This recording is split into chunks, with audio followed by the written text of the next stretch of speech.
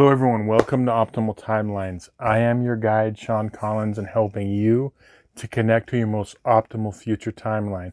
So it's that time again. It's your monthly tarot readings for your North Node for June 2021. And remember, as always, watch two videos. I want you to watch one for your North Node by sign and one for your North Node by house. And keep in mind, if you would like a personal consultation reading, there'll be a link in the description box below. And if you're new to the channel and don't know what your North Node is or what it's all about, there's going to be a couple of videos linked in the description box below. So let's get started for this month. Okay, so this is going to be your monthly tarot reading for everybody with their North Node in Taurus and or the second house for June 2021. So I'm going to connect to the energies and then we can begin. I call upon my spirit guides and guardians and the wisdom of my ancestors to bring forth the information that's true and correct for all who see this reading, that it may bring them the most beautiful, happy life possible and set them on their most optimal future timeline. So may it be.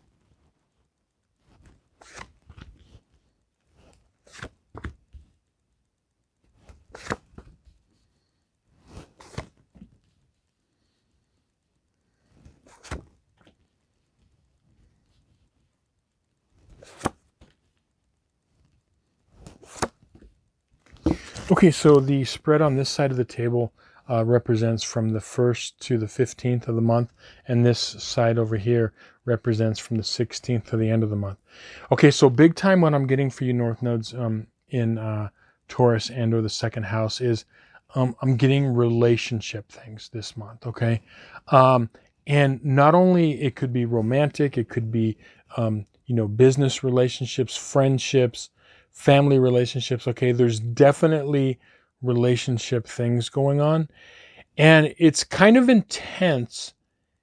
And what the reason this is going on is because this is a big push for you to gain greater independence. Now, for a lot of you, because everyone that has these North Nodes that are the same in the same house and this, the same sign, okay, go through the same energy, but it's played out in different ways based on where you are on your life path. So the energy is reflected, but it could be reflected in a way with this person differently than with this person or this person, okay? But it's still the same energy but it's going to be played out differently. So this is going to be played out, like I said, really, differently with different people. But the reason that these things are going on, so it could be like, there could be really intense things going on within relationships in your life that you're going through, okay, for the first half of the month. Some of you may feel like, okay, you want to walk away emotionally. Some people could feel disillusioned, like, how could this happen? And, it could be like drama, things like that. Okay. But as I said, the reason this is happening is this is getting you to become more energetically independent and move toward greater independence. Greater independence in all aspects of life. It could be, energetic independence, emotional independence, financial independence. Okay. With your South Node being in Scorpio in the 8th house, okay, because you have your North Node in Taurus in the 2nd house, okay. This is you have this great need and want and desire to really bond with people. You bond with people you bond with strongly. And those bonds, no matter, even if they're not good for you, a lot of times you'll stick to those bonds. But you could become very dependent on people and situations. And so everything that I'll say a lot of the things that have happened throughout your life, the reason that they've happened that way, and that's what this reading is telling me, is it's because it's to make you more independent. And that doesn't come naturally, because you think that being independent does not mean being alone. It does not mean being emotionally detached or energetically detached from people.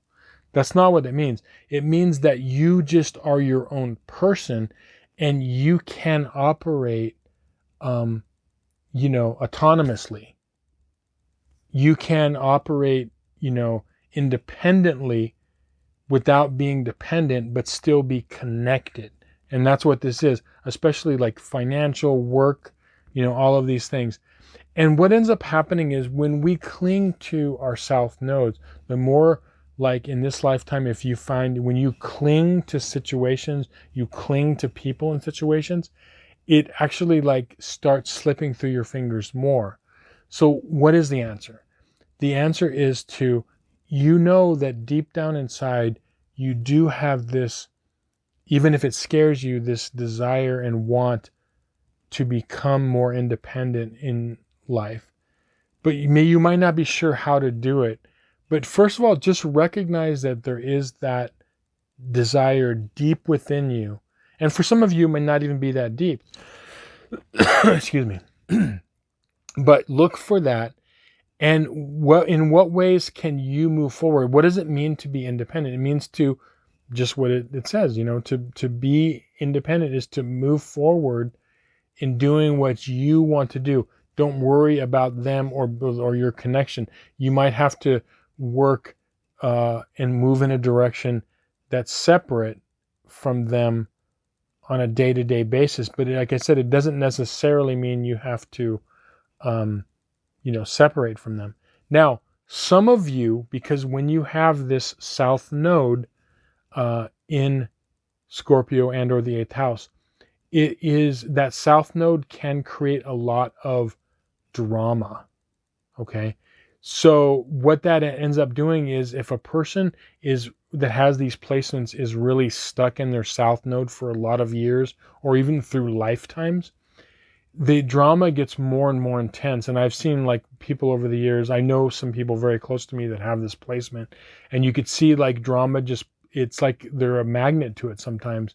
And it's nothing that they're doing per se, but it's the more that you cling energetically to situations and people and resist becoming independent, it just keeps attracting, the drama. And it also can attract, as I said, if it's over periods of lifetimes or, years, it could attract people that, could be very intense in your life. And some of you may have to walk away.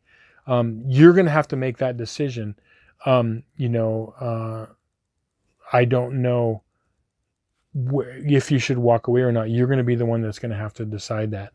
But, that's what the energy is that's playing out. Now, the second half of the month,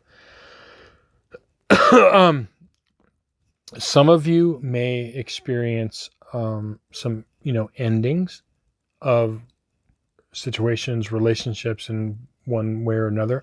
Or some of you can experience endings of a way of being, and you're finally saying, okay, you know what?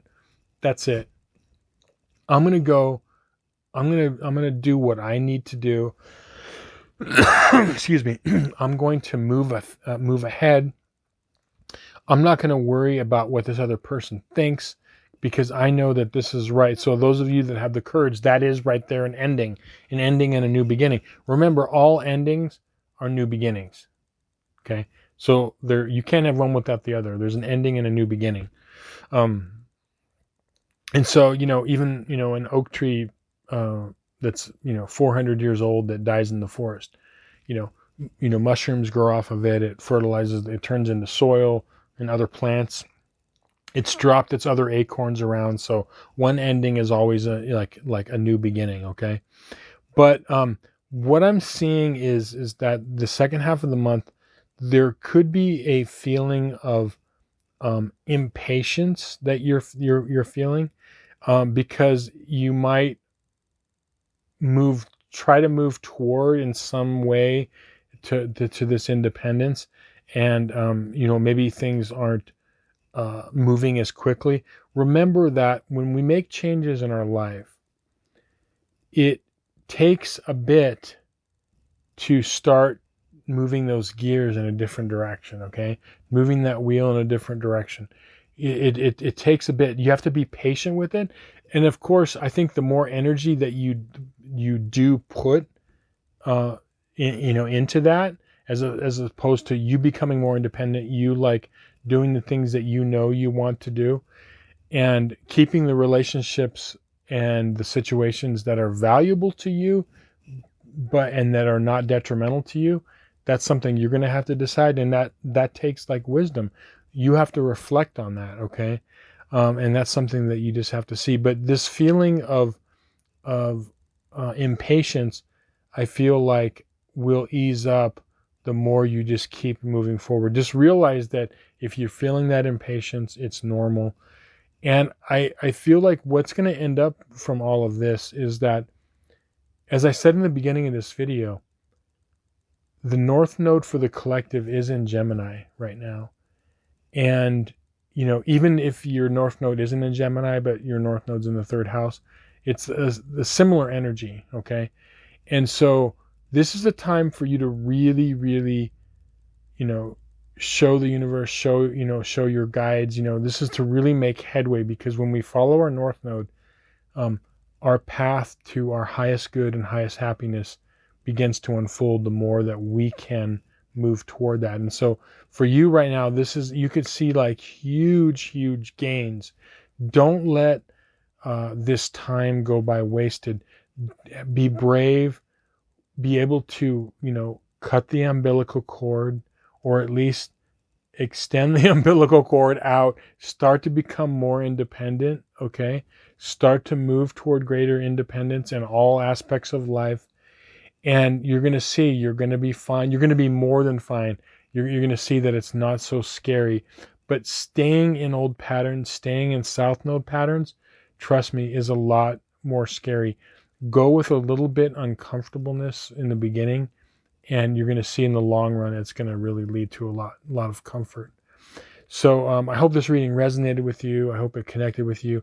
Thank you so much for sharing some time with me, helping me grow the channel, for liking, sharing, and subscribing. Much love, much appreciation, and we'll talk to you soon.